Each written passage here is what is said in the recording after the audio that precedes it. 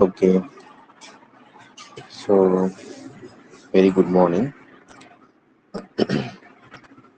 So இப்போ நம்ம last class வரைக்கும் என்ன பார்த்துருந்தோம் அப்படின்னு பார்த்தீங்கன்னா லைக் அயனைசேஷன் எனர்ஜியை பற்றி பார்த்துட்டு இருந்தோம். ஸோ இப்போ நம்ம பார்க்க போகிறது என்ன அப்படின்னா அந்த அயனைசேஷன் எனர்ஜியோடைய அப்ளிகேஷன்ஸ். ஓகேவா, applications of ionisation energy. So இதோடைய அப்ளிகேஷன் தான் பார்க்க போகிறோம். ஸோ அதில் ஃபர்ஸ்ட் என்ன அப்ளிகேஷன்ஸ் வந்துட்டு ரொம்ப ரொம்ப முக்கியம். ஓகேவா, ஸோ அது ரொம்ப முக்கியம், அதை கொஞ்சம் கரெக்டாக பார்த்துருங்க. ஸோ அதில் வந்துட்டு பார்த்தீங்கன்னாக்கா ஃபர்ஸ்ட் நம்ம பார்க்க போகிற அப்ளிகேஷன் என்ன அப்படின்னா ரியாக்டிவிட்டி ஆஃப் மெட்டல்ஸ்.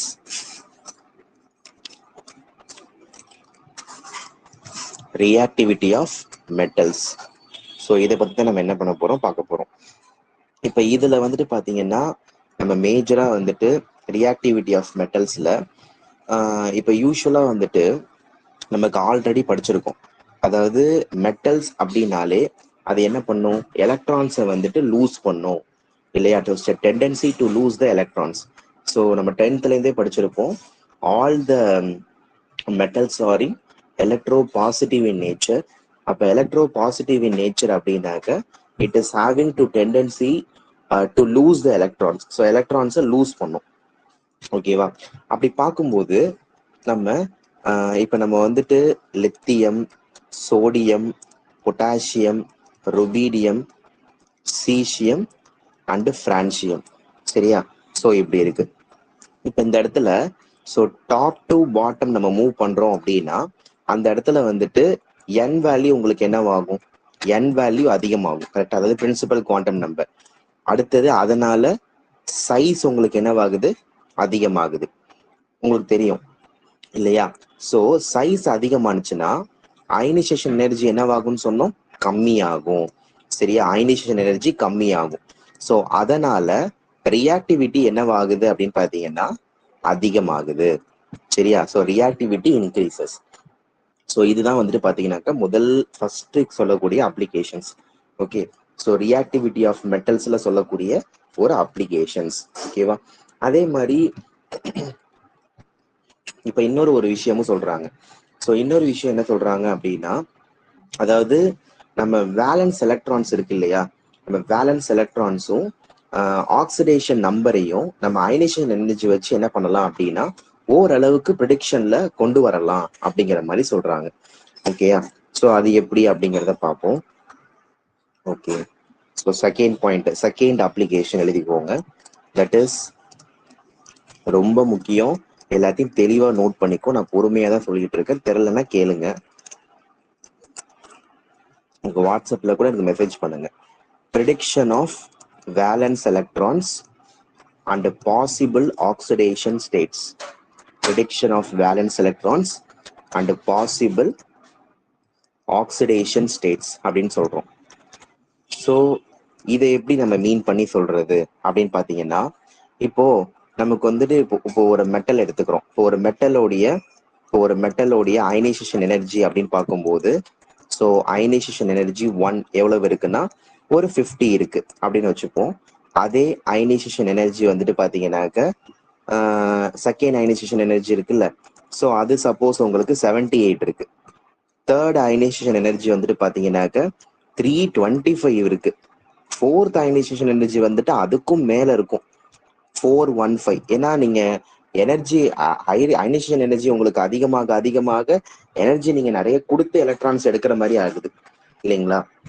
ஸோ இதுல என்ன அப்படின்னு பாத்தீங்கன்னா, இதுல உங்களுக்கு ஒரு பெரிய விஷயம் நீங்க பண்ணணும். ஆக்சுவலா 50ல இருந்து கொஞ்சம் அதிகமாகுது 78. ஆனா 78ல இருந்து வந்துட்டு பாத்தீங்கன்னா திடீர்னு ஒரு பெரிய கேப் உங்களுக்கு வருது, கரெக்டுங்களா. ஸோ திடீர்னு வந்துட்டு பாத்தீங்கன்னா it's having a very much largest gap or largest jump. So 78 எங்க இருக்கு, 325 எங்க இருக்கு. ஸோ அப்படி பார்க்கும்போது அப்போ உங்களுக்கு அந்த லார்ஜஸ்ட் கேப் உங்களுக்கு எங்க வருது, ஸோ பிட்வீன் செகண்ட் அயனைசேஷன் எனர்ஜிக்கும் தேர்ட் அயனைசேஷன் எனர்ஜிக்கும் பிட்வீன்ல உங்களுக்கு வருது. ஸோ இப்ப என்ன மீன் பண்றாங்க அப்படின்னு பார்க்கும்போது அப்ப வேலன்ஸ் ஷெல் எலக்ட்ரான்ஸ் வந்துட்டு 2-ஆ இருக்கும் போதும் இல்லைன்னா அதோடைய ஆக்சிடேஷன் ஸ்டேட் 2-ஆ இருக்கும் போதும் அங்க அயனைசேஷன் எனர்ஜி எப்படி இருக்கும் அப்படின்னு பாத்தீங்கன்னா ஓரளவுக்கு, அதாவது ஓரளவுக்கு அந்த அந்த ஒரு நார்மலான ஒரு லெவல்ல நம்ம சொல்லலாம் இல்லையா? ஏன்னா அதுதான் மெயின். இப்ப அயனைசேஷன் 3, 4 எல்லாம் வந்துட்டு பாத்தீங்கன்னாக்க ரொம்ப அதிகமா போயிட்டு இருக்கு. ஸோ 2ங்கிறது ஒரு நார்மலா ஒரு கொஞ்சமா எனர்ஜியை எடுத்து கொடுத்தாலே அது வந்துட்டு ஈஸியா, அதாவது இந்த அப்ளிகேஷன்ல இருந்து நம்ம என்ன தெரிஞ்சுக்கிறோம் அப்படின்னா +2 ஆக்சிடேஷன் ஸ்டேட்டை நம்ம ஈஸியா மாத்த முடியும். ஓகேங்களா? ஒரு 0ல இருந்து +2-ஆ மாத்தலாம், அது மாதிரி 0ல இருந்து 1-ஆ மாத்தலாம். ஆனா 0ல இருந்து டைரக்டா நம்ம 3-ஆ மாத்துறதுங்கிறது it is not possible in practical way. ஓகேவா? In practical way it is not possible because 325 is a very big number இல்லையா? ஸோ 325ங்கிறது இட் இஸ் வெரி, அதாவது we have to give more energy then only we have to take the electrons இல்லையா? So அந்த மாதிரி நம்மளுக்கு மாறுது. அப்போ இதுல இருந்து நம்ம என்ன தெரிஞ்சுக்க போறோம் அப்படின்னு பாத்தீங்கன்னா, which means நம்மளுடைய வேலன்ஸ் ஷெல் என்னவா இருக்க போகுது? 2 எலக்ட்ரான்ஸ். அதாவது வேலன்ஸ் ஷெல் எலக்ட்ரான்ஸ் வந்துட்டு பாத்தீங்கன்னாக்க 2 இருக்க போகுது. அப்ப பாசிபிள் ஆக்சிடேஷன் ஸ்டேட் எனக்கு எப்படி எது கரெக்டா இருக்கும்னு நம்ம சொல்லலாம்? 2ன்னு சொல்லலாம். அப்போ மெட்டல்ல +2ங்கிறது ஒரு ரியலான ஆக்சிடேஷன் ஸ்டேட் அப்படிங்கிறது நமக்கு தெரியுது. ஸோ அதனாலதான் நம்ம என்ன பண்றோம் அப்படின்னு பாத்தீங்கன்னா, விச் மீன்ஸ் இப்போ வந்துட்டு ஒவ்வொரு ஆக்சிடேஷன் ஸ்டேட்ஸையும் நம்ம பார்க்கும்போது உங்களுக்கு +2 ஆக்சிடேஷன் ஸ்டேட்ல ஒரு சிலதெல்லாம் உங்களுக்கு வரும். ஜென்ரலா வந்துட்டு பாத்தீங்கன்னாக்கா ஒரு சிலதெல்லாம் நம்ம ஈஸியா கொண்டு வந்து நிறுத்திடலாம். இப்ப நம்ம ஃபார் எக்ஸாம்பிள்ஸ் நம்ம பாக்குறோம் அப்படின்னு,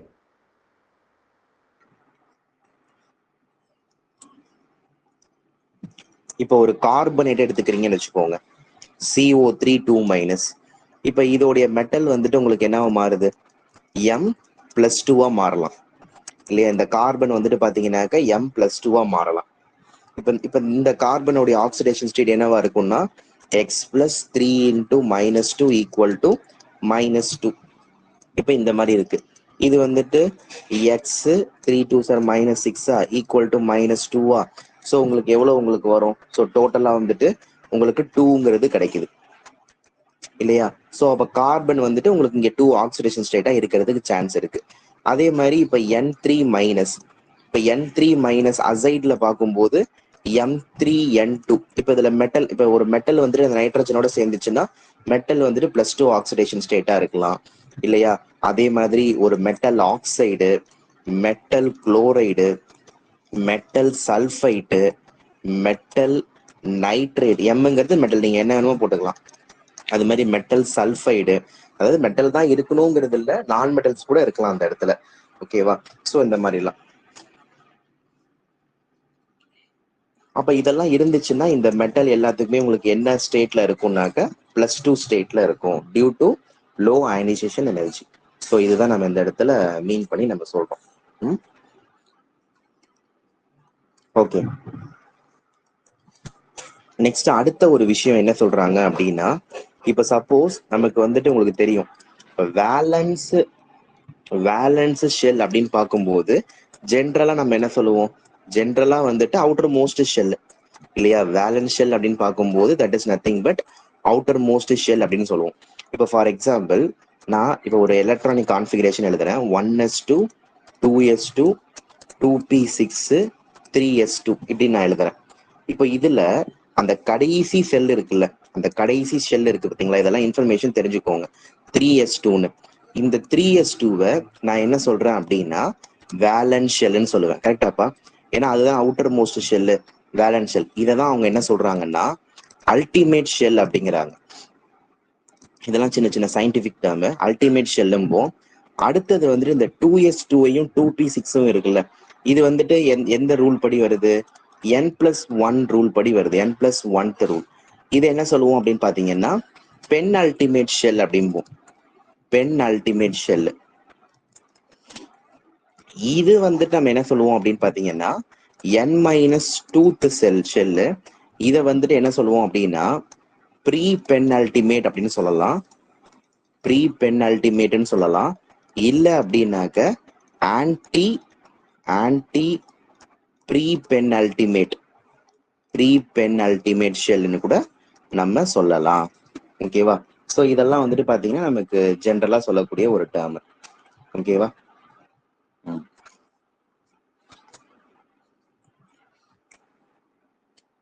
ஓகே, இதை பேஸ் பண்ணி ஒரு previous year questions.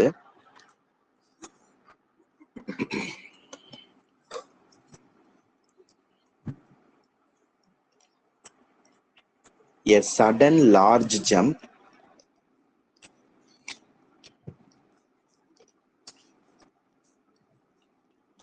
between the values of second and third ionization potential or ionization energy ரெண்டுமே ஒண்ணுதான், of an element would be associated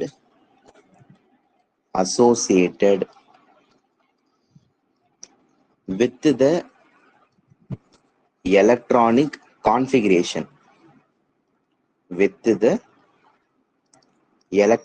configuration option A 1s2 2s2 2p6 3s1, option B 1s2 2s2 2p6 3s2 3p5, next option C 1s2 2s2 2p6 3s2 3p2, option D 1s2 2s2 2p6 3s2. அவங்க என்ன சொல்றாங்க இந்த கொஸ்டின்ல, அதாவது second and third ionisation potential நம்ம படிச்சிருக்கோம் already. First ionisation எனர்ஜில இருந்து fourth வரைக்கும் நம்ம படிச்சிருக்கோம், கரெக்டா? ஸோ இதுல வந்துட்டு பாத்தீங்கன்னாக்க முதல்ல நம்ம என்ன வேல்யூஸ் மாதிரி நம்ம பார்த்தோம். ஸோ ஃபர்ஸ்ட் வந்துட்டு இதுக்கு வந்துட்டு பாத்தீங்கன்னாக்க 50 பார்த்தோம், இதுக்கு 78 பார்த்தோம், இதுக்கு 325 பார்த்தோம், இதுக்கு 415 பார்த்தோம். ஸோ இதுல வந்துட்டு இதுலதான் சடனா உங்களுக்கு நிறைய ஜம்ப் ஆகி அதாவது எனர்ஜி அதிகமா போணுச்சு. ஸோ இந்த மாதிரி போனுச்சுன்னா இது வந்துட்டு எந்த வேலன்ஸ் எலக்ட்ரான்ஸுக்கு இந்த மாதிரி போகும் அப்படின்னு நம்ம பார்த்தோம். This is nothing but second valence electrons இல்லையா? ஸோ செகண்ட் வேலன்ஸ் எலக்ட்ரான்ல தான் இந்த மாதிரி நடக்குது. அப்ப செகண்ட் அப்ப வேலன்ஸ் எலக்ட்ரான் 2 இருக்கக்கூடியது எங்க இருக்கு? டி ஆப்ஷன்ல தான் இருக்கு. ஸோ அப்ப அதனால option D is a correct answer. ஓகேவா? ஓகே, ஸோ இப்போ அடுத்து பார்த்தீங்கன்னா தேர்ட் அப்ளிகேஷன் இருக்க போகுது. ஸோ தேர்ட் அப்ளிகேஷன் என்ன சொல்றாங்க அப்படிங்கிறத பார்ப்போம். தட் இஸ்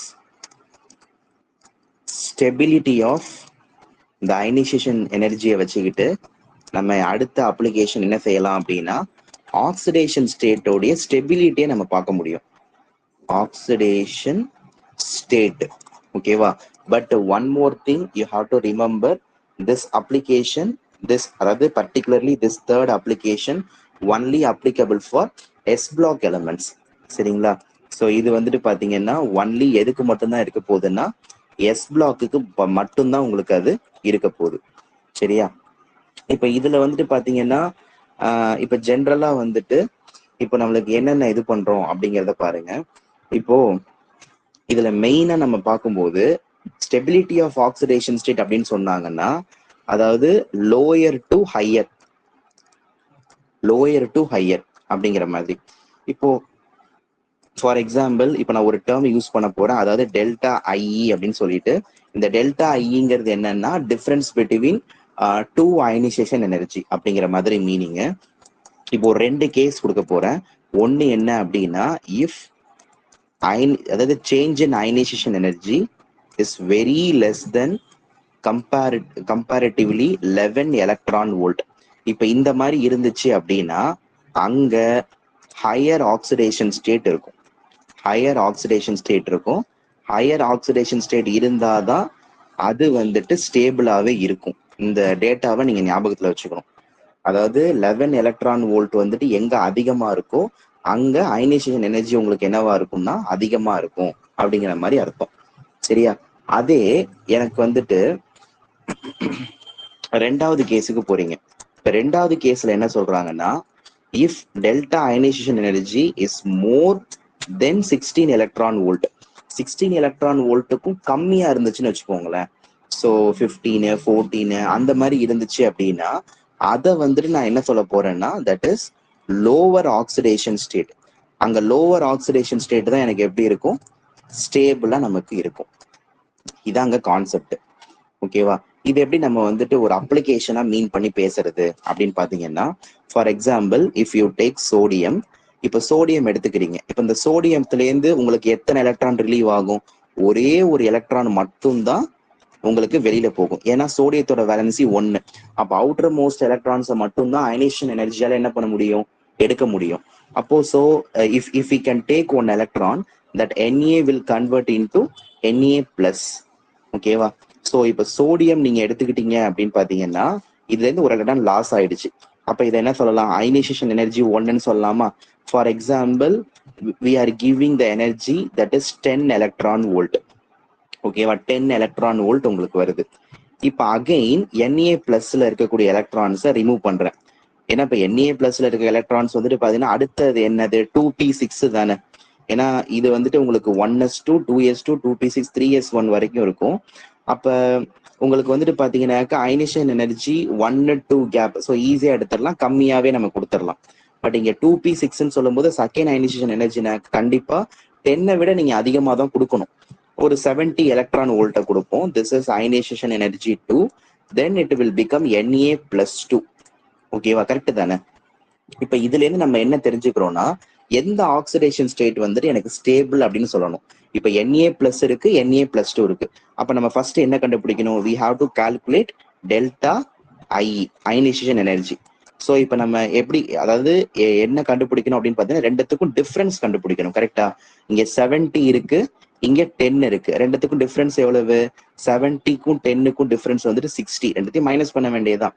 அப்போ இந்த 60 அப்படின்னு சொல்லும் போது உங்களுக்கு அந்த வேல்யூ வந்துட்டு எனக்கு எப்படி இருக்கு அப்படின்னா, அதாவது 16க்கும் மேல இருக்கு.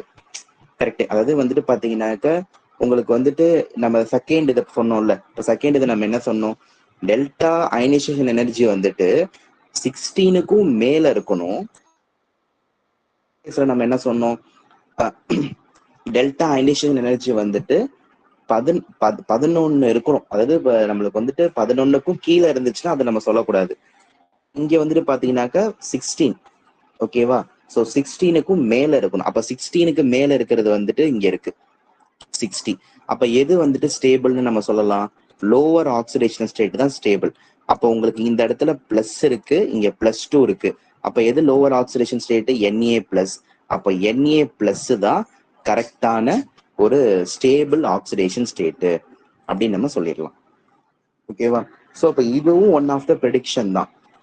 ஓகேங்களா? இதுவும் ஒரு டைப் ஆஃப் ப்ரெடிக்ஷன் தான். இதை வச்சுமே நம்ம என்ன பண்ணலாம் அப்படின்னாக்க சொல்லலாம். சரியா?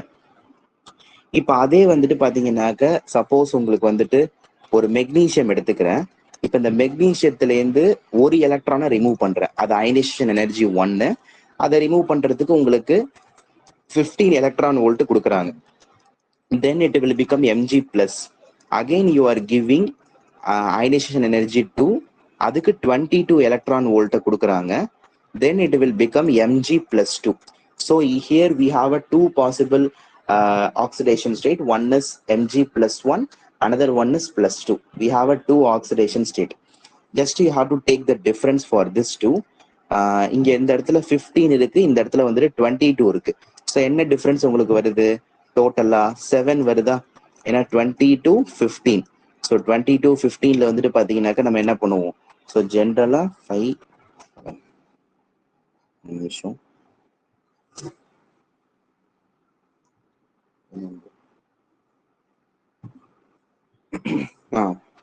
ஸோ இப்போ டெல்டா அயனைசேஷன் எனர்ஜி உங்களுக்கு எவ்வளோ டிஃப்ரென்ஸ் வருது அப்படின்னு பார்த்தீங்கன்னா 7 எலக்ட்ரான் வோல்ட் வந்துட்டு உங்களுக்கு டிஃப்ரென்ஸ் வருது.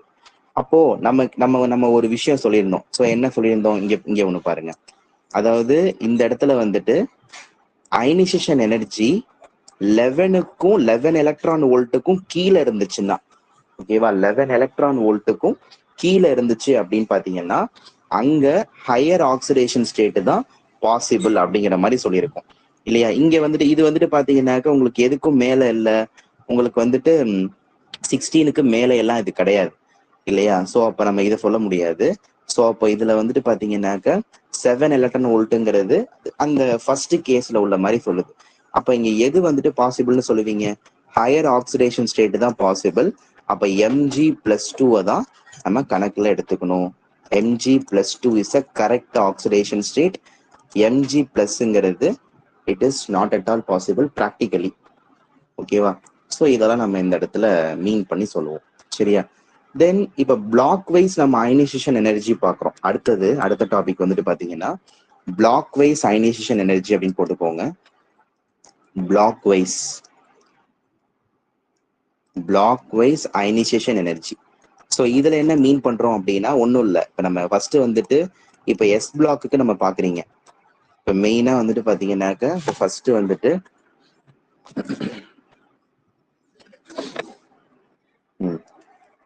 ஸோ இப்போ எஸ் பிளாக்குக்கு பாக்குறீங்க அப்படின்னா நம்ம டாப் டு பாட்டமே எடுத்துப்போமே. ஸோ என்ன இருக்கும்? Lithium, sodium, potassium, rubidium, caesium, அதே மாதிரி beryllium, magnesium, calcium, strontium and barium, இப்படி இருக்கு. ஸோ இப்போ இதுல வந்துட்டு பாத்தீங்கன்னாக்க டாப் டு பாட்டம் எடுத்துக்கிறோம். ஸோ உங்களுக்கு என்ன ஆகுது? என் வேல்யூ அதிகமாகுது, சைஸும் அதிகமாகுது. சைஸ் அதிகமானாலே அயனைசேஷன் எனர்ஜி என்னவாயிடும்? கம்மி ஆயிடும். சரிங்களா? இது எஸ் பிளாக்ல நம்ம சொல்ல வேண்டிய ஒரு விஷயம். இப்ப இதுல வந்துட்டு பாத்தீங்கன்னாக்க நம்ம ரெண்டு விஷயத்த நம்ம இதுல வந்துட்டு சொல்லியிருக்கோம். இப்போ வந்துட்டு ஓவரால் நம்ம பார்க்கும்போது அயனைசேஷன் எனர்ஜி நம்ம பாக்குறீங்க அப்படின்னாக்க இது இந்த ஃபர்ஸ்ட் இதுல வந்துட்டு பாத்தீங்கன்னாக்க NS1, இது வந்துட்டு NS2. அப்ப இந்த மொத்தமா ரெண்டு பிளாக்ல டாப் டு பாட்டம் பார்த்தாச்சு. ஆனா ரெண்டு கான்ஃபிகரேஷன் இப்ப லெஃப்ட் டு ரைட் நம்ம பார்க்கணும்ல. லெஃப்ட் டு ரைட் நம்ம பார்க்கும்போது NS1க்கு அயனைசேஷன் எனர்ஜி அதிகமா இருக்குமா, NS2க்கு அதிகமா இருக்குமானா NS2க்கு தான் அதிகமா இருக்கும்.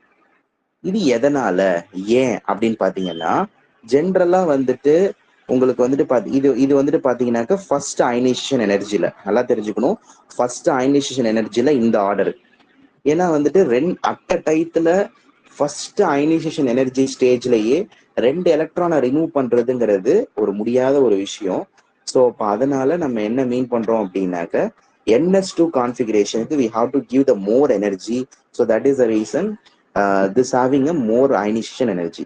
But in case of ionization energy 2, so second ionisation energy நம்ம பார்க்கும்போது NS1க்கு தான் அதிகமா இருக்கும் கம்பேரிட்டிவ்லி NS2.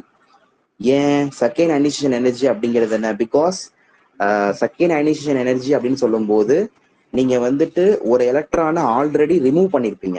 அப்ப ஆல்ரெடி ரிமூவ் பண்ணிருந்தீங்க அப்படின்னாக்க so it's having to achieve the fully filled electronic configuration. So அப்ப அதனால நம்ம இதை வந்துட்டு பாத்தீங்கன்னாக்க கன்சிடர் பண்றோம். ஸோ இதுக்கு வேணா டெஃபினேஷன் போட்டுக்கோங்க. பிகாஸ்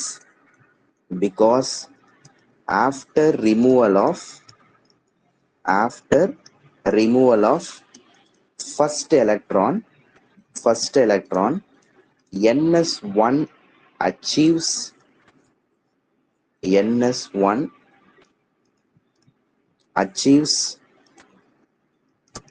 fully filled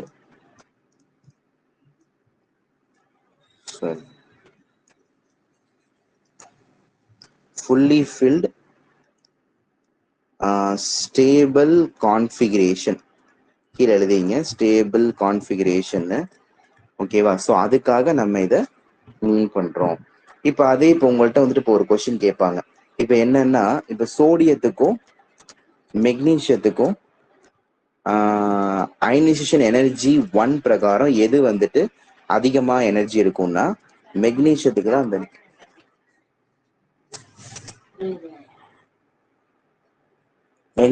தான் ஜாஸ்தியா இருக்கும். இதே அயனைசேஷன் எனர்ஜி 2ன்னு பார்க்கும்போது சோடியத்துக்கு தான் அதிகமா இருக்கும் comparatively magnesium. So this is the trend of S block elements. So S block elements உடைய மெயின் ட்ரெண்ட் வந்துட்டு பாத்தீங்கன்னாக்க இதுதான். Okay, coming to our P block elements. So இப்போ இதை பார்க்கும்போது ஆஸ் யூஷுவல் நம்ம அதாவது நீங்க வந்துட்டு பாத்தீங்கன்னாக்க உங்களுக்கு ஓவராலா வந்துட்டு நம்ம 13th 15th குரூப்பு அதை மட்டும் நம்ம எடுத்துக்கலாம். சரிங்களா? இப்போ ஃபார் எக்ஸாம்பிள் வந்துட்டு பாத்தீங்கன்னா உங்களுக்கு வந்துட்டு இப்போ ஒரு சில விஷயம் மட்டும் நம்ம சொல்லிடுறேன். இப்போ ஜென்ரலி வந்துட்டு பாத்தீங்கன்னாக்க so 15th to 18th group 15 to 18th குரூப்ல உங்களுக்கு நோ எக்ஸப்ஷன்ஸ். அதாவது உங்களுக்கு பீரியட் உங்களுக்கு யூஸ்வலா டி பிளாக்ல வந்துட்டு 13th இருந்து 18th குரூப் வரைக்கும் இருக்கும். ஆனா நான் உங்களுக்கு ஒரு சின்ன ஷார்ட் கட்டு 15th இருந்து 18th குரூப் வரைக்கும் உங்களுக்கு எந்த விதமான எக்ஸப்ஷன்ஸும் கிடையாது. அதாவது என்ன எக்ஸப்ஷன்ஸ் கிடையாது, டாப் டு பாட்டம் நீங்க மூவ் பண்ணீங்க அப்படின்னா சைஸ் வந்துட்டு அதிகமாகும்ல, அதனால அயனைசேஷன் எனர்ஜி உங்களுக்கு என்னவாகும்னு சொல்லுவோம், கம்மி ஆகும்னு சொல்லுவோம். ஓகேவா? இதுதான் வந்துட்டு நோ எக்ஸப்ஷன் சொல்லுவோம். ஸோ அதனால இதை நம்ம வந்துட்டு அந்த அளவுக்கு பேச வேணா விட்டுருவோம். Coming to our 13th group and 14th group elements. இப்ப 13th குரூப் அப்படின்னு பார்க்கும்போது உங்களுக்கு என்னெல்லாம் இருக்கும், போரான் இருக்கும், aluminium, gallium, indium and thallium. இதே if you take 14th group, that is a carbon family, carbon, silicon, germanium, tin and lead. இப்ப இதுல பாத்தீங்க அப்படின்னாக்க இப்ப ஜென்ரலா எதுக்கு வந்துட்டு அயனைசேஷன் எனர்ஜி அதிகமா இருக்கும் அப்படிங்கிறத நம்ம பாக்குறோம். சரியா? இப்ப நம்ம ஃபர்ஸ்ட் வந்துட்டு பாத்தீங்கன்னாக்க நம்ம ஆல்ரெடி சொன்ன மாதிரி top to bottom ionisation energy decreases. ஆனா இதுலலாம் வந்துட்டு உங்களுக்கு எக்ஸப்ஷன்ஸ் இருக்கும். இப்ப ஃபர்ஸ்ட் வந்துட்டு பாத்தீங்கன்னாக்க ஒழுங்கா கொஞ்சம் கவனிச்சுக்கோங்க. இப்ப போரானையும் அலுமினியத்தையும் கம்பேர் பண்ணும்போது போரானுக்கு தான் ஜாஸ்தியா இருக்க போகுது. நல்லா தெரிஞ்சுக்கோ, போரானி அலுமினியத்தை கம்பேர் பண்ணும்போது போரானுக்கு தான் ஜாஸ்தி. அலுமினியத்தையும் கேலியத்தையும் கம்பேர் பண்ணும்போது கேலியத்துக்கு தான் ஜாஸ்தி. கேலியத்தையும் இண்டியத்தையும் கால்குலேட் பண்ணும்போது கேலியத்துக்கு தான் ஜாஸ்தியா இருக்கும். அதே இண்டியத்தையும் தாலியத்தையும் கம்பேர் பண்ணும்போது தாலியத்துக்கு தான் ஜாஸ்தி. நீங்க ஆர்டர் தரலன்னா நீங்க இப்படி கூட அதை ஞாபகத்துல வச்சுங்க. இந்த ஆரோ மார்க் இருக்குல்ல, ஒன்னு இப்படி போடணும், இன்னொன்னு இப்படி போடணும், அடுத்தது ஒன்னு இப்படி, இன்னொன்னு இப்படி. ஸோ ஈஸியா நீங்க ஞாபகத்துல வச்சுக்கலாம். சரியா? இப்போ இதெல்லாம் உங்களுக்கு எதனால நடக்குது, ஏன் நடக்குது அப்படிங்கிறத நான் சொல்றேன். இப்ப அதே மாதிரி இந்த கார்பன்லயும் வந்துட்டு பாத்தீங்கன்னாக்க பட் 14th குரூப்ல கொஞ்சம் மாறும். 14th குரூப்ல ஆஸ் யூஷுவல் கார்பனுக்கு தான் அதாவது டாப் டு பாட்டம் அந்த டிக்ரீசஸ் போகுதுல, அது ஓரளவுக்கு இது ஃபாலோ பண்ணும். ஸோ சிலிக்கானுக்கு ஜாஸ்தி, ஜெர்மானியத்துக்கு ஜாஸ்தி. ஆனா இந்த டின்னுக்கும் லெட்ல மட்டும் லெட்டுக்கு தான் உங்களுக்கு ஜாஸ்தியா இருக்கும். ஓகேவா? பட் இது எதனால, ஏன் இந்த மாதிரி உங்களுக்கு இந்த மாதிரி ஒரு விஷயம்லாம் நம்மளுக்கு நடக்குது அப்படின்னு பாத்தீங்கன்னா, நம்ம ஆல்ரெடி எஃபெக்டிவ் நியூக்ளியர் சார்ஜை பத்தி நல்லா தெளிவா பார்த்தாச்சு. இப்போ ஃபார் எக்ஸாம்பிள் இப்ப நான் ஒன்னத்துக்கு மட்டும் சொல்றேன், அதுதான் எல்லாத்துக்குமே. இப்ப நீங்க கேலியம்னு எடுத்துக்கிட்டீங்க அப்படின்னா இதுல உங்களுக்கு வந்துட்டு due to poor shielding effect, சிக்மானா ஷீல்டிங் எஃபெக்ட், அதாவது உங்களுக்கு வந்துட்டு அந்த 3D எலக்ட்ரான்ஸை கன்சிடர் பண்ணுவாங்க. Due to poor shielding effect இருக்கிறதுனால அங்க எஃபெக்டிவ் நியூக்ளியர் சார்ஜ் வந்துட்டு அதிகமாகும். எஃபெக்டிவ் நியூக்ளியர் சார்ஜ் அதிகமானாலே அயனைசேஷன் எனர்ஜியும் அதிகமாகும் இல்லையா? ஸோ இது என்ன கான்செப்ட்னாக்க டிரான்சிஷன் கான்ட்ராக்ஷன் ஒன்று படிச்சோம்ல, அதுதான் இங்கேயும் வருது. ஓகேவா? ஓகே. பட் கடைசியா பார்க்கும்போது இங்க தாலியமும் லெட்டும் வந்துட்டு பாத்தீங்கன்னாக்க ஒரே மாதிரி இருக்கு, இன்க்ரீசிங் ஆர்டர்ல இருக்கு. இதுக்கான ரீசன் என்ன அப்படின்னு பாத்தீங்கன்னா இங்கேயும் அதே தான். ஸோ இங்க என்ன சொல்றாங்கன்னா due to poor screening effect of 4f electron இருக்கு. இங்க வந்துட்டு பாத்தீங்கன்னாக்க 3D எலக்ட்ரான்ல புவர் ஷீல்டிங் எஃபெக்ட், இங்க 4f எலக்ட்ரான்ஸ். அப்ப அதனால எஃபெக்டிவ் நியூக்ளியர் சார்ஜ் அதிகமாகுது, அயனைசேஷன் எனர்ஜியும் அதிகமாகுது.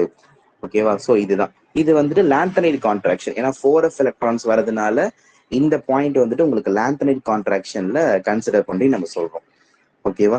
ஸோ இந்த ரெண்டு ஆர்டரையும் தெளிவா மட்டும் தெரிஞ்சு வச்சுக்கோ. Coming to our D block elements. அப்போ ஒரு ஃபைனல் ஆர்டர் நீங்க எப்படி எழுதுவீங்க இதுக்கு? ஸோ ஃபைனல் ஆர்டர் வந்துட்டு 13th குரூப்புக்கு அயனைசேஷன் எனர்ஜி எப்படி எழுதுவீங்கன்னா boron, thallium, gallium, aluminium, indium. So இப்படி எழுதுவீங்க. அதே 14th குரூப் ஆஃப் எலமெண்ட்ஸுக்கு எழுதும்போது carbon, silicon, germanium, lead, tin, இந்த இந்த ரெண்டு இது மட்டும் உங்களுக்கு மாறும். இப்ப இங்க வந்துட்டு இந்த ரெண்டும் உங்களுக்கு மாறும், இந்த ரெண்டும் உங்களுக்கு வந்துட்டு தனியா மாறும், அவ்வளவுதான். ஓகேவா? ஸோ இதை மட்டும் தெளிவா தெரிஞ்சு. ஸோ 2 பிளாக்கை வந்து நம்ம முடிச்சாச்சு. இப்போ அடுத்தது வந்துட்டு we are going to third block, that is a d block elements. So d block எலமெண்ட்ஸுக்கு இப்போ நம்ம மூவ் பண்ண போறோம். ஸோ இதுல அவங்க என்னெல்லாம் சொல்றாங்க அப்படிங்கிறத பார்க்கலாம். ஸோ டி பிளாக் அப்படின்னு பார்க்கும்போது நம்ம ஃபர்ஸ்ட் வந்துட்டு அந்த 3D சீரீஸுக்கு பார்த்துருவோம். 3D சீரீஸ்ன்னு சொல்லும்போது லெஃப்ட் டு ரைட்டு தான் இல்லையா, நம்ம படிச்சிருக்கோம் ஸ்காண்டியம். பட் ஆனால் அந்த ஆர்டரை மட்டும் நான் தெளிவாக கொடுக்குறேன், மாற்றிக்கோங்க, ஏன்னா கொஞ்சம் கொஞ்சம் மாறும். ஸ்காண்டியத்துக்கு அப்புறம் அடுத்தது வனேடியம் சொல்லணும், அதுக்கப்புறம் குரோமியம், டைட்டானியம், மேங்கனஸ், அடுத்தது nickel, copper, cobalt, iron, zinc. சரியா? ஸோ இப்போ இந்த மாதிரி உங்களுக்கு அந்த ஆர்டர் வரும். ஆக்சுவலா உங்களுக்கு எப்படி ஆர்டர் வரும்னா scandium, titanium, vanadium, chromium, manganese, iron, cobalt, nickel, copper, ஜிங்க்னு வரும். பட் ஆனால் இங்க ஆர்டர் வந்துட்டு மாறுது. இது எதனால அப்படின்னு பாத்தீங்கன்னா, ஸோ ஒரு சில பாயிண்ட்ஸ் உங்களுக்கு இருக்கு. இதுல என்னன்னா ionisation energy 2, second ionisation energy இருக்கு இல்லையா, அது எலமெண்ட்ஸ் வைஸ் பார்க்கும்போது உங்களுக்கு என்னவாகுது, அதிகமாகுது. எப்ப லெஃப்ட் டு ரைட். இது வந்துட்டு ஜென்ரல் வே, இது வந்துட்டு பாத்தீங்கன்னா ஜென்ரல் வே, ஜென்ரலா நடக்கக்கூடிய ஒரு விஷயம். ஆனா ஃபர்ஸ்ட் இது வந்து செகண்ட் அயனைசேஷன் எனர்ஜி நம்ம சொல்லியிருக்கோம். இதே வந்துட்டு நீங்க ஃபர்ஸ்ட் அயனைசேஷன் எனர்ஜியை வச்சு பார்க்கும்போது ionisation energy of first member, first மெம்பர்னா யாரு, ஸ்காண்டியம் தான். First member of each series is minimum, each series is minimum. And last member அப்படின்னு சொல்லும் போது யாரு, இப்ப இதுல வந்துட்டு இந்த இதுவும் உங்களுக்கு மாறவே மாறாது, பார்த்துருப்பீங்க. ஏன்னா ஜிங்க் தான் யூஸ்வல் ஆர்டர்ல, ஜிங்க் தான் வந்துட்டு கடைசியா இருக்கும். அது மாதிரி ஸ்காண்டியம் தான் வந்துட்டு ஃபர்ஸ்டா இருக்கும் யூஸ்வல் ஆர்டர்ல.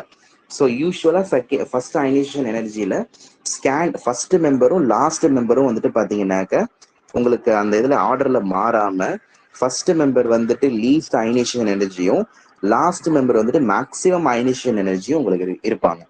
ஸோ இதெல்லாம் ஒரு கீ பாயிண்ட், இதை தெரிஞ்சு வச்சுக்கோங்க. ஓகே, சரி. இப்போ ஒரு சின்ன ஒரு பாயிண்ட். இப்போ இந்த இடத்துல வந்துட்டு நமக்கு ஜென்ரலா வந்துட்டு பாத்தீங்கன்னாக்க இப்போ குரோமியம் இருக்காங்க, குரோமியம் இருக்கு, மேங்கனஸ் இருக்கு. ஏன் வந்துட்டு குரோமியத்தையும் மேங்கனஸையும் கம்பேர் பண்ணும்போது மேங்கனஸ் வந்துட்டு அதிகமா இருக்கு, அது ஃபர்ஸ்ட் அயனைசேஷன் எனர்ஜில நம்ம பார்ப்போம். இப்போ குரோமியம் இருக்கு, மேங்கனஸ் இருக்கு. So first ionisation energy wise பார்க்கும்போது மேங்கனஸ் தான் ஜாஸ்தியா இருக்கும், நம்ம முதல்ல பார்த்த கான்செப்ட் படி. இதே குரோமியத்தையும் மேங்கனஸையும் பார்த்தீங்கன்னா செகண்ட் அயனைசேஷன் எனர்ஜியில பார்க்கும்போது குரோமியம் தான் அதிகம். ஏன்னா குரோமியத்தோடைய அந்த கான்ஃபிகரேஷன் பார்த்தீங்கன்னா 3d5 4s1 இருக்கும். இந்த ஒரு எலக்ட்ரானை நீங்க ஈஸியா ரிமூவ் பண்ணிடலாம். Then it will become 3d5. Half ஃபில்டா நம்மளுக்கு மாறிடுது பாருங்க, ஹாஃப் ஃபில்டா மாறிடுது. அதே மேங்கனஸ் நீங்க பாக்குறீங்க அப்படின்னாக்க உங்களுக்கு 3d5 4s2 வரும். அப்ப இதுல இருந்து ஒரு எலக்ட்ரானை நீங்க ரிமூவ் பண்ணீங்கன்னா it will become 3d5 4s1. அப்ப செகண்ட் அயனைசேஷன் எனர்ஜில இது வந்துட்டு அந்த அளவுக்கு போகாது. ஏன்னா செகண்ட் அயனைசேஷன் பண்ணீங்கன்னா உங்களுக்கு அகைன் இது வந்துட்டு ஒரு ஸ்டேபிளா உங்களுக்கு இருக்காது. பட் அதான் ஃபர்ஸ்ட் அயனைசேஷன் எனர்ஜில இப்ப மேங்கனஸ் நீங்க என்ன பண்ணலாம், ஈஸியா நம்ம பண்ண முடியும். சரியா? இப்ப இந்த மாதிரி இதுதான் உங்களுக்கு இந்த இடத்துல சொல்லுவாங்க.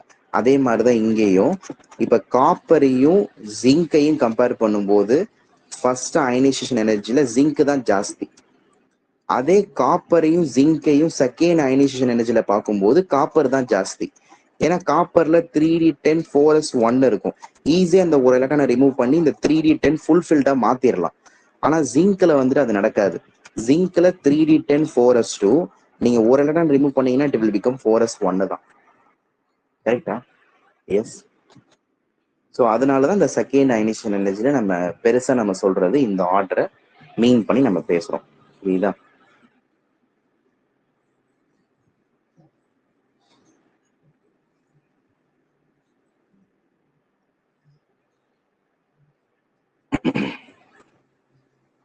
இப்ப அதே மாதிரி இன்னொரு கான்செப்ட் கூட நீங்க பார்க்கலாம்.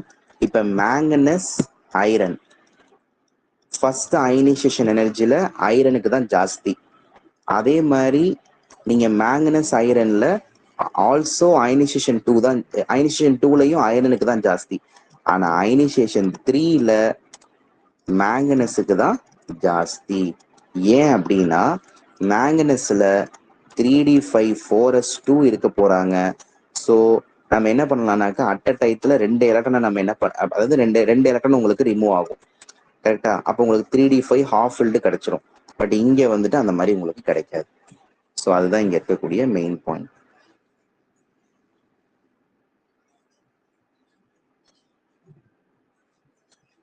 ஓகேவா?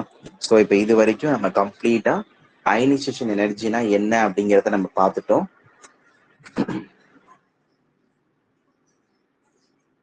நெக்ஸ்ட் அடுத்தது எலக்ட்ரான் கெயின் என்தால்பினா என்னங்கிறத பார்க்க ஆரம்பிச்சிடும்.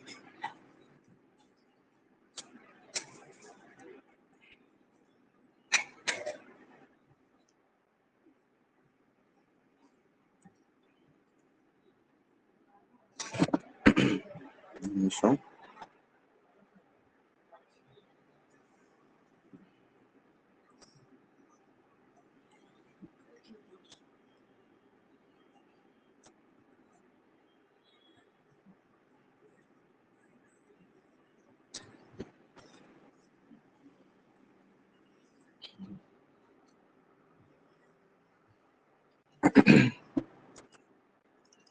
Electron gain enthalpy, electron gain enthalpy. So இதுல அவங்க என்ன மீன் பண்றாங்க அப்படின்னா டெல்டா ஹெச் இஜி அப்படின்னு சொல்லுவாங்க. இதான் வந்துட்டு எலக்ட்ரான் கெயின் என்தால்பி அப்படின்னு சொல்லுவோம். ஸோ இதுல என்ன மீனிங், அதாவது அயனைசேஷன் எனர்ஜியில எலக்ட்ரான்ஸை நீங்க ரிமூவ் பண்ணுவீங்க, இங்க எலக்ட்ரான்ஸ் என்ன பண்ணுவீங்கன்னா ஆட் பண்ணுவீங்க. அதுதான் விஷயம். Addition of electrons. ஓகேவா?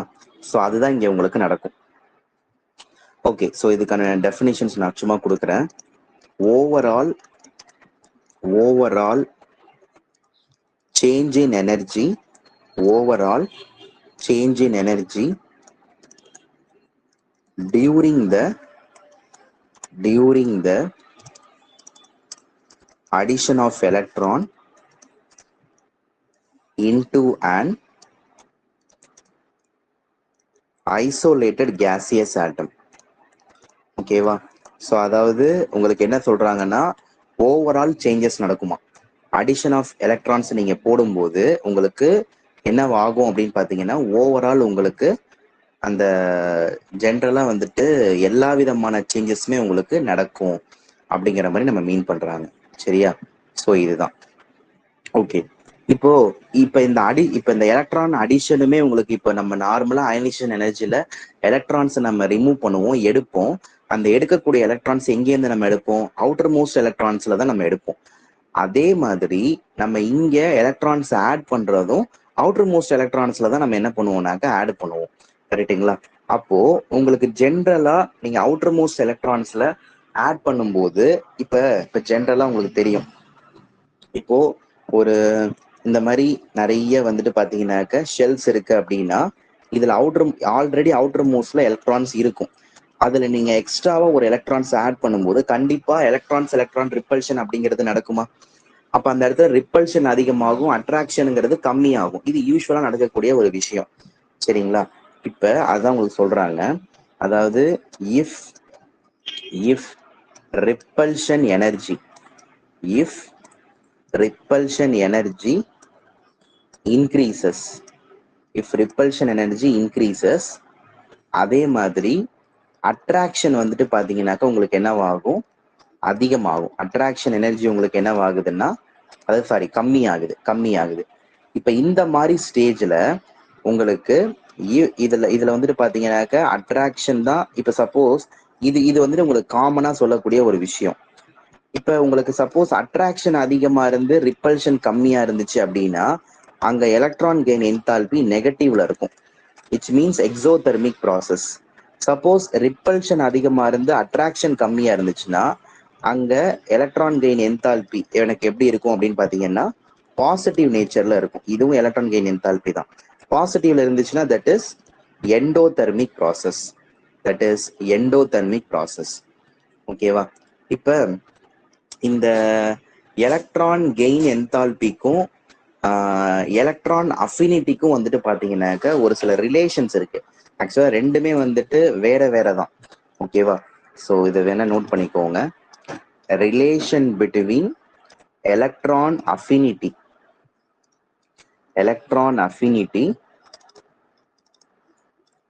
and electron gain enthalpy.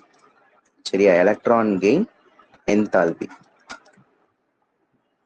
So இதுதான் வந்துட்டு பாத்தீங்கன்னாக்க நமக்கு சொல்ல வேண்டிய. இப்ப இது ரெண்டுத்துக்கும் என்ன ஒரு ரிலேஷன்ஸ் இருக்க போகுது அப்படிங்கிறத பார்ப்போம். அதாவது உங்களுக்கு இங்க இந்த இடத்துல வந்துட்டு எலக்ட்ரான் அஃபினிட்டிக்கும் எலக்ட்ரான் கெயின் என்தால்பிக்கும் என்ன டிஃபரன்ஸ் அப்படின்னா, இது வந்துட்டு இது வந்துட்டு பாத்தீங்கன்னா ஒரு விதமான எனர்ஜி மெஷர்மெண்ட். ஓகேவா? இது ஒரு விதமான எனர்ஜி மெஷர்மெண்ட். ஏன்னா டெல்டா ஹெச்ங்கிறது it is change in electron gain enthalpy. எனர்ஜியை மெஷர் பண்றதுக்காக இதை நம்ம யூஸ் பண்ணுவோம். ஆனா எலக்ட்ரான் அஃபினிட்டிங்கிறது அப்படி கிடையாது. இது வந்துட்டு நம்ம எலக்ட்ரான்ஸ் ஸ்டெபிலிட்டிக்காக நம்ம பார்க்க போற ஒரு சின்ன பேராமீட்டர்ஸ். ஓகேவா? ஸோ எலக்ட்ரான் அஃபினிட்டி வந்துட்டு உங்களுக்கு சப்போஸ் எனக்கு எப்படி இருக்கலாம்னாக்க பாசிட்டிவ்ல இருக்கலாம், நெகட்டிவ்ல இருக்கலாம், ஜீரோல கூட இருக்கலாம். ஆனா இங்க டெல்டா ஹெச் வந்துட்டு நெகட்டிவ்ல இல்லைன்னா பாசிட்டிவ்ல, ரெண்டத்துல ஏதாவது ஒரு விஷயத்துல தான். நெகட்டிவ்ல இருந்துச்சுனாக்க எக்ஸோ, பாசிட்டிவ்ல இருந்துச்சுனாக்க எண்டோ. That's it. இதை மட்டும் தான் நீங்க பார்க்க போறீங்க இதுல. ஓகேவா? அதாவது ஒன்றும் இல்லை, எலக்ட்ரான் கெயின் என்தால்பி அப்படின்னு சொல்லும் போது விச் மீன்ஸ் ஒரு நியூட்ரல் கேசியஸ் ஆட்டம் வந்துட்டு பாத்தீங்கன்னா விச் மீன்ஸ் உங்களுக்கு என்னவா மாறுதுன்னா நெகட்டிவ் அயானா மாறுது. ஸோ அந்த ப்ராசஸுக்கு பேரு தான் எலக்ட்ரான் கெயின் என்தால்பின்னு சொல்றோம்.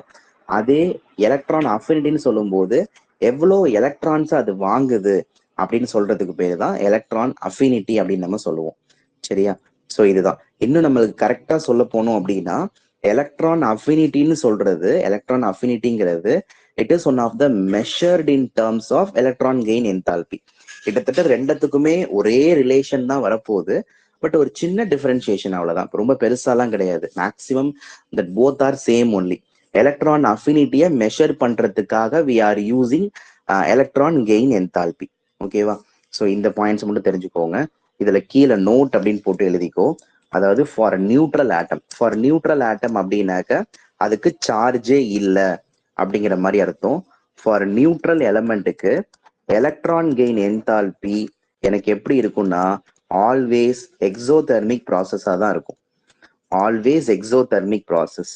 பட் எக்ஸெப்ட் நைட்ரஜன், அதே மாதிரி ஆல்கலின் எர்த் மெட்டல்ஸ்.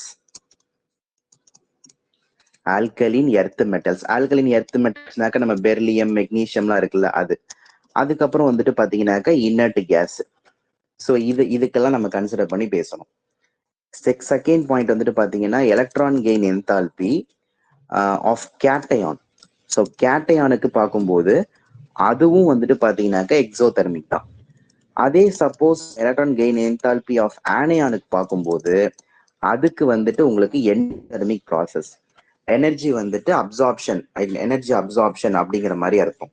அப்ப இது எண்டோதெர்மிக், இந்த ஆனையான் கேஸ்ல எண்டோதெர்மிக்கா இருக்கிறதுனால அங்க வந்துட்டு விச் மீன்ஸ் உங்களுக்கு என்ன மாதிரி ஆனையான்ஸ் ஃபார்ம் ஆகும்னா பாலி நெகட்டிவ் ஆனையான்ஸ் உங்களுக்கு ஃபார்ம் ஆகும். ஓகேவா? பாலி நெகட்டிவ் ஆனையான்ஸ் உங்களுக்கு அங்க அந்த இடத்துல ஃபார்ம் ஆகும். ஓகே, அதாவது மெயினா தெரிஞ்சு வச்சுக்கோங்க. ஜென்ரலா வந்துட்டு பாத்தீங்கன்னா ஒரு கேட்டையான்ல எலக்ட்ரான்ஸ் ஆட் பண்ணும்போது எக்ஸோதெர்மிக் ரியாக்ஷன். அதே ஒரு எலக்ட்ரான் ஆனையான்ல எலக்ட்ரான்ஸ் ஆட் பண்ணும்போது உங்களுக்கு அந்த இடத்துல பாலி நெகட்டிவ் ஆனையான்ஸ் ஃபார்ம் ஆகும். That is always endothermic process. இது ஒரு சில கொஸ்டின்ஸ்ல இப்படி கூட கேட்பாங்க. So why it is always exothermic process for this particular anionic compounds அப்படின்னு பார்க்கும்போது இதுக்கான ரீசன் என்ன அப்படின்னா டியூ டு மோர் ரிப்பல்ஷன். ஓகேவா? That you can write it down. Due to more repulsion which means inter electronic repulsion அப்படின்னு சொல்லுவாங்க. Inter electronic repulsion அப்படின்னா already outer most எலக்ட்ரான்ஸ்ல இருக்கக்கூடிய எலக்ட்ரான்ஸும் நம்ம புதுசா ஆட் பண்ணக்கூடிய எலக்ட்ரான்ஸுக்கும் இருக்கக்கூடிய டிஃப்ரெண்ட் அந்த இருக்கக்கூடிய இன்டராக்ஷன். இன்டர்னா வெளியிலன்னு அர்த்தம். இப்ப அந்த மாதிரி nitrogen, beryllium, magnesium, inert cases இதெல்லாம் எலக்ட்ரான்ஸ் ஆட் பண்ணும் போதும் அங்க உங்களுக்கு என்ன ரியாக்ஷன்ஸ் தான் போக போகுது அப்படின்னாக்க தட் இஸ் எண்டோதெர்மிக் ரியாக்ஷன். ஓகேவா? That is endothermic reaction. அவ்வளவுதான். ஸோ இதை மட்டும் தெளிவா தெரிஞ்சு வச்சுக்கோ. இப்போ இதுல வந்துட்டு பாத்தீங்கன்னாக்கா இப்போ குளோரின் இருக்கு, இப்போ ஒரு நியூட்ரல் ஆட்டம், அதுல எலக்ட்ரான்ஸ் ஆட் பண்றேன். அப்ப ஆட் பண்ணும்போது உங்களுக்கு சிஎல் மைன். இப்போ ஒவ்வொரு எக்ஸாம்பிளா கொடுக்குறேன், இது பாருங்க.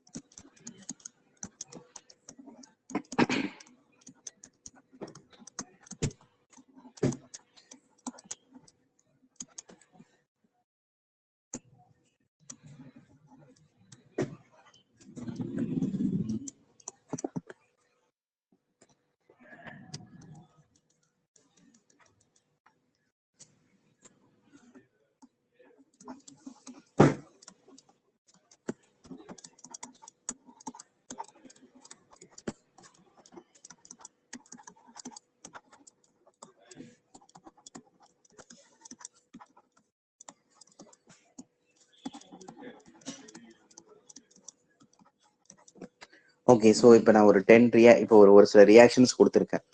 ஸோ நம்ம ஆல்ரெடி பார்த்த மாதிரி ஒரு நியூட்ரல் ஆட்டத்துல எலக்ட்ரான்ஸை வந்து நியூட்ரல் ஆட்டமா இருக்கும்போது எலக்ட்ரான்ஸை ஆட் பண்ணும்போதோ இல்லை நியூட்ரல் ஆட்டம் இல்லாட்டி நைட்ரஜன் இல்லைன்னா வந்துட்டு பாத்தீங்கன்னாக்கா அல்கலின் எர்த் மெட்டல்ஸ் இதெல்லாம் எலக்ட்ரான்ஸ் ஆட் பண்ணும்போது நம்ம என்ன சொல்லியிருக்கோம்? Exothermic reaction. ஸோ அப்போ இதெல்லாம் வந்துட்டு ஒரு நியூட்ரல் ஆட்டம் தானே. ஸோ ஒரு நியூட்ரல் ஆட்டம் சார்ஜே இல்லை. So this is exo. Neutral atom சார்ஜே இல்லை, எலக்ட்ரான்ஸ் ஆட் பண்றீங்க. எக்ஸோ நியூட்ரல் ஆட்டம், அதாவது நியூட்ரல் ஆட்டம் நைட்ரஜனும் வந்துருச்சு இதுல. எக்ஸோ ஆல்கலின் எர்த் மெட்டல்ஸ்ல எலக்ட்ரான்ஸ் ஆட் பண்றீங்க. Exo neutral atom. Exo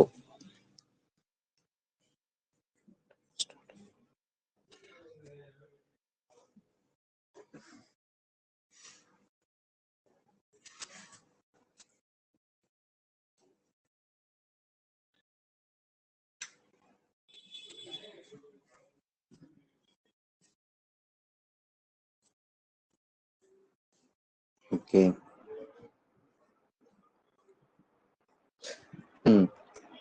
so அதே மாதிரி இப்போ இந்த இடத்துல இப்போ இந்த மாதிரி நைட்ரஜன் வந்துச்சு. இப்போ நைட்ரஜன்ல வந்துட்டு எலக்ட்ரான்ஸை வந்துட்டு நீங்க அந்த இடத்துல ஆட் பண்றீங்க அப்படின்னு பாத்தீங்கன்னாக்க தட் இஸ் எக்ஸோ. ஸோ அந்த மாதிரி இப்போ இதெல்லாம் உங்களுக்கு இருக்கு. ஓகே, இப்போ இது மாதிரி வந்துட்டு பாத்தீங்கன்னாக்க இதே ஆக்சிஜன் ஆட்டம் இல்லையா? ஸோ நியூட்ரல் ஆட்டம் அது எல்லாமே நம்ம சொல்றோம். அது மாதிரி இந்த மாதிரி ஒவ்வொன்றுத்துக்குமே உங்களுக்கு வந்துட்டு மாறும். ஓகேவா? சோடியத்துக்கு எப்படி இருக்கு, இந்த மாதிரி இதுக்கு எப்படி, ஜெனானுக்கு எப்படி இருக்கு. ஸோ இதை பொறுத்தெல்லாம் உங்களுக்கு வந்துட்டு இது ஃபுல்லா மாறும்.